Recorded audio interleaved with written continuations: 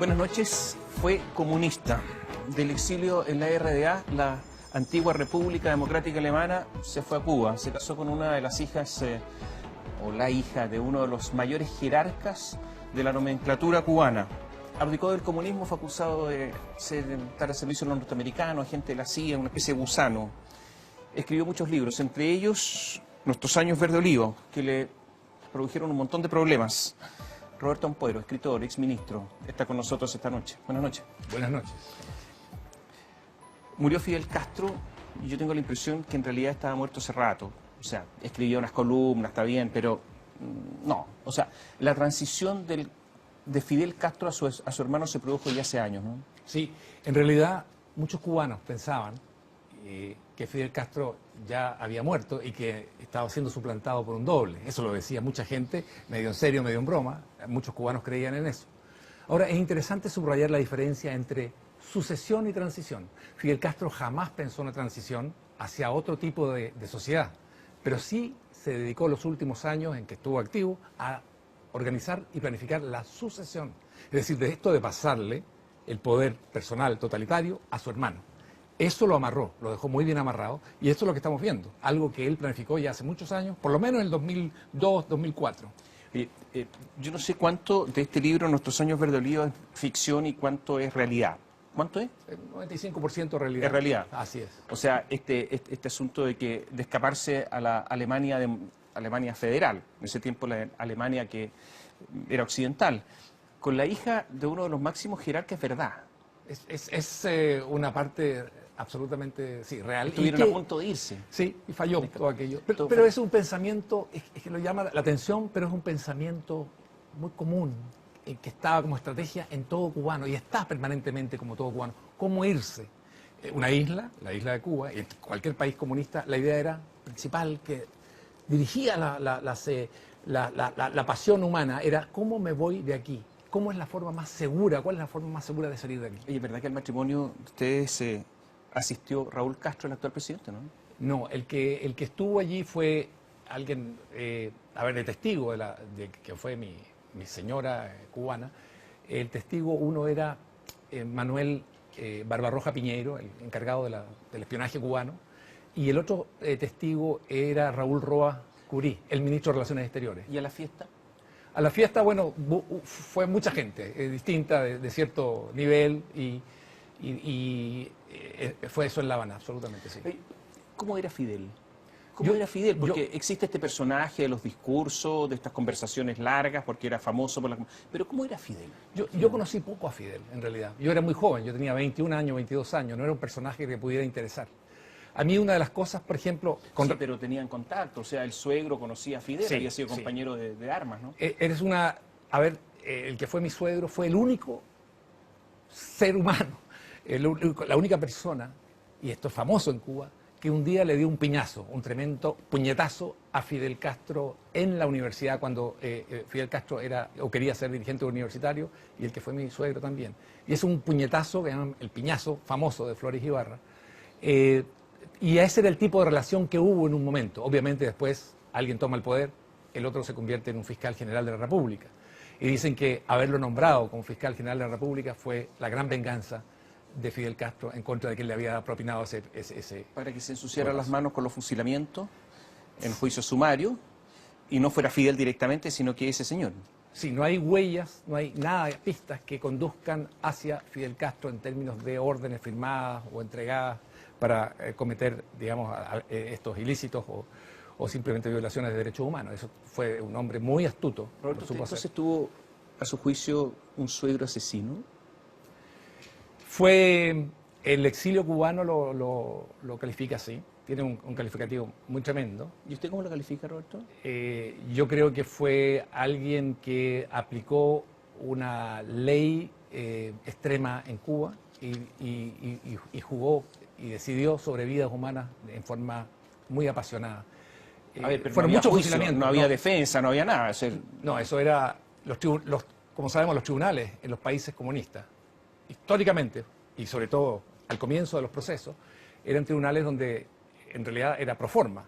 la decisión estaba tomada de antemano. Se dice, y lo vemos con el caso de Che Guevara también, que estaba a cargo de la cabaña, que es donde se fusilaba más en La Habana al comienzo de la revolución, ya él llegaba, entregaba, digamos, las instrucciones con respecto a quién ya estaba condenado a muerte. Y el resto del juicio era un show. Y eso pasó también en Moscú y en los países de Europa Oriental. Leo dos episodios en este libro. Uno que señala que había muchísimas peticiones de amnistía o de modificar la pena de muerte y que este señor, suegro, llegaba tan cansado en la noche después de tantos fusilamientos en el día que no alcanzaba a leer estas peticiones y por lo tanto los fusilamientos seguían. Y lo segundo es que el Che le habría dicho, oye, claro, yo soy ministro de Economía y si me equivoco se puede revertir, pero tú con lo que estás haciendo no puedes revertir nada porque están a 3 metros de profundidad, están sepultados. ¿Esto es cierto? Es cierto. Y claro, lo contaba, lo narraba. Esto es lo terrible de lo que son las dictaduras, que de pronto la vida humana no vale nada y la gente se ufana de decisiones que tomó. Y por cierto, era gente que andaba permanentemente armada. A mí eso me sorprendió mucho, que andaban, teniendo el poder total en Cuba, andaban permanentemente armados. A veces con un guardaespaldas, otras veces sin guardaespaldas, pero con un arma en el vehículo, un arma debajo del piso, el asiento del delantero. Para mí eso fue, yo venía de la tradición chilena, ¿no? Era un comunista, pero también de salón, digamos, con cosas. Y no conocía aquello, había crecido en la democracia, viene el golpe militar, la dictadura de Pinochet, pero yo casi no la conocí. Y de pronto me veo en ese mundo, donde la política era también una cuestión donde se moría. O sea, se podía matar y se podía ser liquidado. O sea, se podía caer en desgracia. Y esa era otra categoría, es ser tronado, como le pasó a mi gran amigo Eberto Padilla, el poeta. Caer en desgracia era distinto a ser fusilado o condenado a prisión. Caer en desgracia era un limbo. Te quedabas allí y lo que decían los cubanos era, si caes, digamos, si te cae la pena de ser tronado, pueden pasar dos cosas. Que te quede esa pena allí y Fidel nunca más se acuerde de ti, porque estas eran decisiones personales de Fidel Castro, y ahí te quedaste para toda la vida. O puede que en algún momento se acuerde de ti y te perdone, porque siempre funcionó también sobre la base del castigo perpetuo o del perdón. Eso dejaba la esperanza abierta en cada tipo de portarse bien. Roberto, usted estuvo en Alemania Oriental, sabía lo que es un régimen comunista, los señores que se iban le disparaban, o sea, ya lo sabía todo. Cuando se fue a Cuba, sí. 6 meses llevaba en la Alemania Oriental. Sí, pero 6 meses yo creo que es suficiente. De hecho, quería irse. Así es. A ver, usted quería irse ya Así después es. de 6 meses. Pero quería creer también. Quería creer.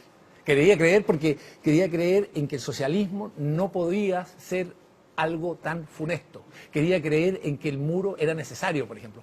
Y otra cosa, quise creer, y lo creí, que la revolución cubana era distinta, porque era fresca, porque no la había impuesto la Unión Soviética con sus tropas. ¿No siente algo de gratitud hacia la revolución cubana? Leo lo que dice su suegro. Ampuero sería hoy un don nadie si no hubiese tenido la suerte de vivir en Cuba. Gracias a la revolución cubana y a sus suegros, él tuvo casa, comida y ropa limpia, con el sustento resuelto. Se dedicó a sacar provecho de la nueva beca obtenida. Y una vez concluida la meta de ser profesional con el título de licenciado bien seguro bajo los brazos, salió de Cuba, dejando atrás 2 hijos, uno de ellos de su matrimonio fracasado, de quienes poco o nada se ocuparía en adelante. Esa es una argumentación típica de un Estado totalitario, de alguien que es un comunista y siente que aquel que critica no merece ningún tipo de respeto. Se confunde el mensaje con el mensajero. Ahora, lo interesante, ¿qué es lo interesante acá? Que, por ejemplo, estas cosas son muy utópicas, ¿no? Esto de que, por ejemplo, la educación es gratuita y que yo estudié gratuitamente en La Habana. En realidad, y esta es la realidad, los estudiantes cubanos en la época en que yo viví, y mucho después, y hasta hoy es así, teníamos que trabajar donde el Estado nos indicara, de lunes a sábado, media jornada, y el resto del día en la universidad. Y recibíamos un pago de $6 al mes. Y eso te demuestra que obviamente no se trata de un estudio gratuito, que estás pagando todo aquello que estás recibiendo. Es verdad, lo cuenta el libro, pero sí. que trabajaba en una suerte de empresa que pretendía construir. Nunca construyeron. Pero lo único que hace es que destruyó, demolió, nunca construyeron nada. ¿Sí? Nunca construimos nada. Yo me especialicé en trabajar con la mandarria, que es el combo. Entonces era echar abajo cosas que en algún momento se iban a reconstruir. Pero nunca llegamos a construir nada. Nunca pudo pegar un ladrillo con cemento con otro ladrillo. Pero sí destruir, echar abajo lo que eran muros, lo que eran antiguos edificios que se habían venido abajo dentro de la universidad. Efectivamente, ese era el trabajo que tenía. Sigue el suegro, dice, su salida de La Habana no fue nada traumática, riesgosa, plagada de amenazas. Salió como todo viajero común y corriente con su pasaporte y equipaje rumbo a Alemania, a la otra, la federal. Allí, en contra de lo que su libro relata, se mantuvo en amistoso contacto con la Embajada de Cuba. O sea, después mantenía el contacto. No podía ser de otro modo. Aún le era útil conservar un aura progresista. Pues no hay que olvidar que en esos años el socialismo europeo no da señales de descalabro. Dice, y de Chile tampoco se arrancó si salió por el aeropuerto. Dice, es interesante la afirmación. ¿Conversaron alguna vez este tipo de cosas ustedes o no? Pero, a ver, veamos cosas. Ahí, ¿Sí? por ejemplo, hay cosas que son absolutamente mentiras. Por ejemplo, yo primero no tenía pasaporte para salir de Cuba, entre otras cosas porque se había vencido el pasaporte. Eso es lo primero. Segundo, no salí a Occidente, porque simplemente no podía salir a Occidente por la situación en que yo tenía. Y pedí ayuda. Y me ayudaron socialdemócratas chilenos y europeos para yo poder pasar de La Habana, salir de La Habana, hacia Berlín Oriental. Nunca estuve en Alemania Occidental. Yo no voy a decir el nombre, pero alguna vez tendrá que saberse. No, sí, pero no lo voy a decir. Y me ayudó, fue una persona que fue muy leal porque se daba cuenta del peligro en que uno estaba. Fueron en realidad 2 chilenos. Y eso me ayudó a salir de Alemania Oriental, de Cuba hacia Alemania Oriental. No podía salir hacia Occidente, entre otras cosas, por una cosa muy básica. No tenía ya pasaporte para salir de allá. Vamos a hacer un alto y dejar una pregunta pendiente. Está bien, hay cubanos que no querían a Fidel, que están en contra del régimen, pero muchos sí están a favor del régimen. Eso sería inocultable. Están ahí. Y de hecho me llama la atención su esposa, la cubana. Antigua, la primera, sí, que en algún momento quiso irse a Alemania Federal, pero finalmente terminó con el régimen y hasta el día de hoy. Entonces, ¿cómo? Esa fidelidad profunda, larga, ¿por qué? Volvemos en un instante.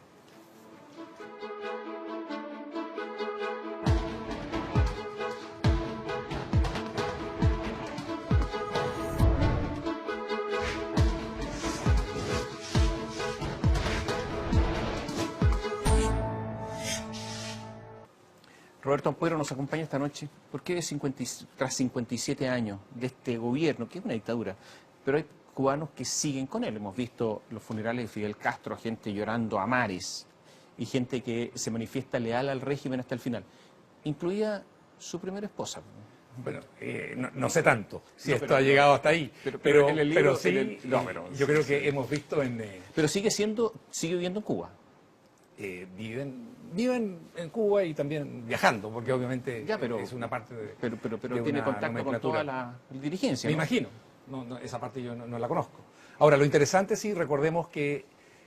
Hay que recordar una cosa, lo que es la expresión de sentimiento en los países comunistas. Recuerda que un mes antes de la caída del muro de Berlín, Alemania Oriental celebró los 40 años de su historia, con una marcha maravillosa, enorme, con banderas, con himnos, el ejército completo, y un mes después cayó, y nadie se hizo cargo de aquello.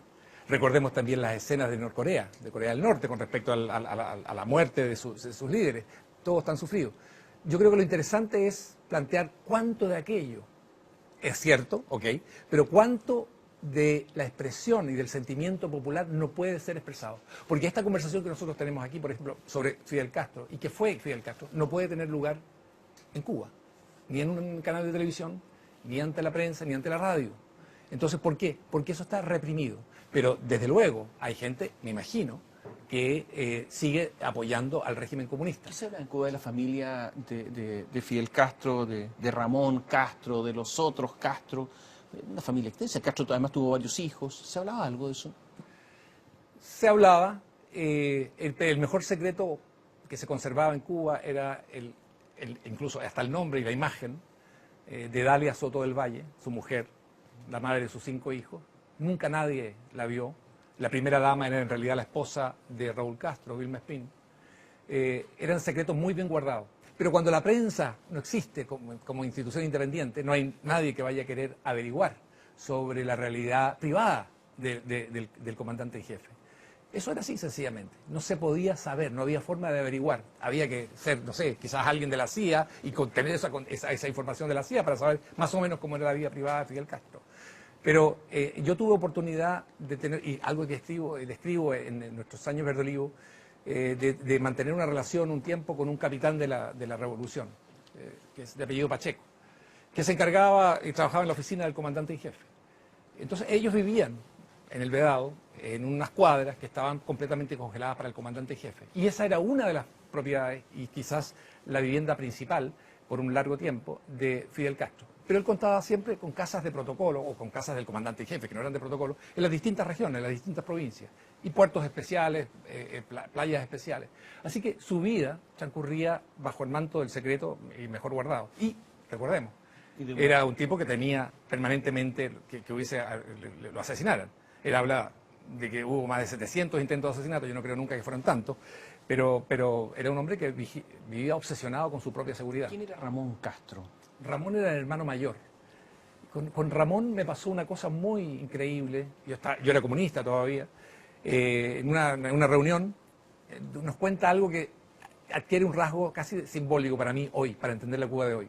Él dice que cuando niños, Fidel Castro, él, Ramón, y Raúl Castro compartían una habitación en la casa en el oriente de Cuba, la casa paterna. Y entonces dice que cada noche tenía que alguien bajarse a apagar la luz para que pudieran dormir. Entonces, Fidel Castro y Ramón le hacían un ruido a Raúl para que le dieran ganas de ir al baño. Y en ese momento se levantaba y era el que apagaba la luz. Y dice Ramón Castro, él fue siempre el último en apagar la luz. Y eso es a veces lo que uno tiene la impresión de que está ocurriendo en Cuba. Yo creo que él está, Raúl, allí para apagar la luz de lo que ha sido este proceso de la denominada Revolución Cubana. Hay cosas de las que se hablan poco. Por ejemplo, que entre Neruda y Fidel no hubo una buena relación. Nunca. ¿Por qué? Bueno, Neruda tuvo un problema, recordemos que Neruda escribió un poema en que celebra a Fulgencio Batista en su primer gobierno, porque recordemos que los comunistas cubanos participaron en el primer gobierno de Fulgencio Batista, lo apoyaron, y en ese marco, visitando la isla, Pablo Neruda escribe un poema de elogio, de apología a Batista, un poema obviamente que le incomodó durante el resto de su vida. Y Fidel Castro eso nunca lo perdonó. Pero Pablo Neruda al mismo tiempo desconfiaba profundamente del caudillo. Él nunca se atrevió tampoco a celebrar, en este caso, a Fidel Castro. Y allí quedó una tensión en forma permanente. Y otra cosa, Pablo Neruda, que era muy independiente en algunas cosas, él establece una relación especial con Estados Unidos, con el mundo cultural de Estados Unidos, que incluso era crítico entonces, parte de él, a Fidel Castro, y Fidel Castro siente que eso es como siempre, una traición, ¿no? Confieso que he vivido. ¿Estaba censurado en Cuba? Absolutamente. O sea, no se podía leer no se las podía. memorias de Neruda. No se podía leer. Yo leí Confieso que he vivido, porque el que o sea, fue... los comunistas censurando a un comunista. Pero obvio. Yo recuerdo haber leído Confieso que he vivido, porque lo tenía el que fue mi suegro y que fallece posteriormente, en realidad, en Chile. Pero el libro él lo tenía porque estaba averiguando qué contaba Pablo Neruda sobre su relación con Cuba y que le interesaba. No, Pablo Neruda, yo creo que hoy todavía el libro Confieso que he vivido sigue prohibido en Cuba, por lo menos censurado, no está. Como está Persona non grata, como están, ¿verdad?, obras de Mario Vargas Llosa, eso sigue así. Ahora que la gente circule los libros, los lleve como turista es otra cosa. Los que dicen que algunos que fue el verdugo de Cuba, su suegro, Fernando Flores Ibarra, charco de sangre le decían, ¿o no? ¿Verdad, no? Sí, el exilio cubano y Aquí en el libro la oposición, así es, le decía así. Y obviamente, bueno, podrás medir con ese nombre que tenía, sobrenombre, por qué es tan furibundo en la forma en que me ataca a mí. Y me ataca fundamentalmente por una razón muy sencilla. Me ataca de esa forma, con mentiras además muy claras, porque a él, cuando sale el libro Nuestros años Verdorigo, desde La Habana, él estaba viviendo en Chile, porque él era un comunista cubano, pero vivía en Chile. Desde La Habana le llega el encargo de decir, bueno, pásale una raspada, ¿verdad? Una raspada al que fue tu yerno, porque está hablando demasiado, está contando demasiadas cosas. Y él sale allí en la tercera a hacer todo este tipo de declaraciones, porque él tiene que limpiarse ante Fidel Castro. Esa es su acción. Yo tengo que dejar mi nombre limpio frente a Fidel Castro para que yo pueda seguir, este suegro, viviendo en Chile, pero siendo fidelista. Porque no soportaba. ¿Por qué se vino a Chile? Porque él falleció en Santiago, falleció acá, abandonó Cuba. ¿Por qué abandonó Cuba? Un personaje fundamental de la revolución. Fundamental de la revolución, murió en Chile, efectivamente, porque esta es la doble moral, comunista. Él era comunista hasta el final, fue fidelista hasta el final, pero no soportaba vivir en la revolución cubana, no soportaba vivir en Cuba, le gustaba más Chile, el país del neoliberalismo, el capitalismo salvaje. ¿Y con qué medio vivía en Chile? Mira, la nomenclatura ¿Con qué cubana, recurso? Mira, la nomenclatura cubana... Lo que pasa es que en el Villa Las Condes exilio- no era barato, o sea, no. Tiene recursos, pues. Oye, 58 años en el poder, un partido, sin haber compartido nunca ni siquiera algún tipo de fiscalización con respecto a sus gastos, tiene fondos especiales, ¿no? Y por ahí habría que buscar. Ahora yo no me he encargado de investigar su vida, pero sí su ataque fue furibundo. Había, lo que yo he leído, que había una discriminación e incluso una persecución por parte de Fidel Castro en contra de los homosexuales. Absolutamente. Existían, a ver, el que realmente llevó la práctica de esto, porque Fidel Castro fue siempre muy cuidadoso. Él da la orden, permite que se hagan las cosas o no se hagan, pero no intervenía directamente. Pero Raúl Castro es el encargado de crear las famosas UMAP, Unidades Militares de Apoyo a la Producción, que es a donde envían a todos los homosexuales o gays o sospechosos de serlo por su amaneramiento a estos campos que son campos de concentración, son campos de producción. Yo conversé con 2 gays en Cuba que me contaron, además no podían hablar de esa experiencia, me contaron cómo fue su vida en esos campos. Durante 2 años, 3 años estuvieron allí. Y era una cosa horrorosa, porque los recogían porque les gustaba el ballet, porque quizás les gustaba mucho la literatura, porque eran amanerados, porque lo sorprendían en algún tipo de relación homosexual, e iban bajo Raúl Castro, bajo la dirección de él, a estas unidades de apoyo a la producción, unidades militares de apoyo a la producción. Y en ese tiempo estaban las oficinas de la resistencia chilena. Sí. Es verdad que investigaban hasta la vida privada de la gente, ¿no?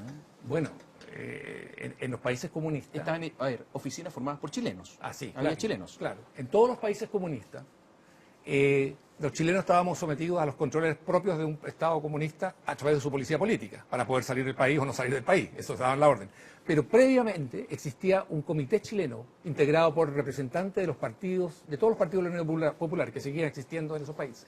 Y ellos se encargaban de las cosas, de tomar decisiones con respecto a si recibías un departamento o no, si podías casarte o no, sobre todo si era con una alemana o una cubana, o si era alguna la Unión Soviética, una soviética, si podías viajar o no podías viajar. Y esa orden, esa decisión no era la última. Esa orden, esa decisión se pasaba a lo que era el Ministerio del Interior, en este caso cubano. Y allí el Ministerio cubano examinaba de nuevo desde su perspectiva y decía, ok, ratifico aquello, o no, este señor no me sale de este país. Leo, ha fallecido uno de los gigantes de nuestra historia compartida. En tiempos donde el oprobio, la cotidiana subordinación, la miseria rampante y las desigualdades naturalizadas describían el paisaje social y el lugar marginal de América Latina y el Caribe en el mundo, la figura de Fidel se constituyó en palabra y acción, en una demostración tangible que otro camino era posible. Fidel Castro lideró un ejercicio en Cuba que es posible plantear como ejemplo para abordar los desafíos del presente y del futuro.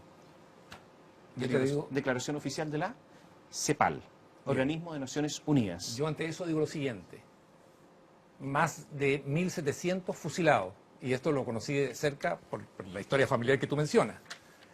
Cientos de miles de detenidos, torturados, condenados a cárcel, y un exilio de 2,5 millones de cubanos. Si eso es digno, si eso es digno de elogio, si es digno además de imitarlo, estamos en un mundo realmente muy perverso, muy pervertido en este sentido. Fidel Castro fue un dictador, no hay ninguna duda que fue un dictador. Y los resultados de Cuba no solamente fueron perder su libertad, 58 años de esto, sino que también el fracaso económico. No hay, para alguien que ama la sociedad abierta y la democracia, no hay de dónde rescatar algo que tú pudieras decir, esto yo lo quiero imitar, esto yo lo quiero copiar, de Fidel Castro. Y eso es el gran trauma y el gran drama para Cuba. ¿Cómo se sale de esto después de 50? Fíjate una cosa que es muy importante.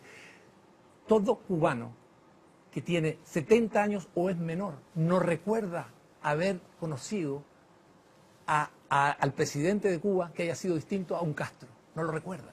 ¿Cómo se conforma entonces un diálogo nacional? ¿Cómo se conforman las prácticas de convivencia cívica en un país así, sin esa experiencia? Es muy dramática la situación que está pasando. ¿Se equivocó la presidenta Michelle Bachelet cuando dijo que Fidel es un líder de la dignidad y la justicia social en Cuba y América Latina? Realmente es patética esa descripción para mí de la presidenta. Yo creo que se equivocó absolutamente. Usted tiene 2 hijos cubanos. Sí. ¿Dónde viven? Bueno, no viven en Cuba, viven fundamentalmente en Chile y en Italia. Y además, quiero decir que el 80% de mi curso, en que yo estudié en la Universidad de La Habana, que financié trabajando, como lo decía al comienzo, el 80% vive en Estados Unidos. ¿Se fueron todos? pero se van. La gente de una u otra forma se tiene que ir. Y también es muy importante subrayar que el segundo ingreso en divisas de Cuba son las remesas que vienen de los cubanos que se fueron a vivir al imperio, según el régimen, que son los que envían dinero a sus familiares y amigos para que puedan subsistir en este régimen castrista, que es un fracaso en lo democrático, en lo político y también en lo económico. Gracias, Roberto. Buenas noches. Buenas noches. Y ustedes, buenas noches. Gracias.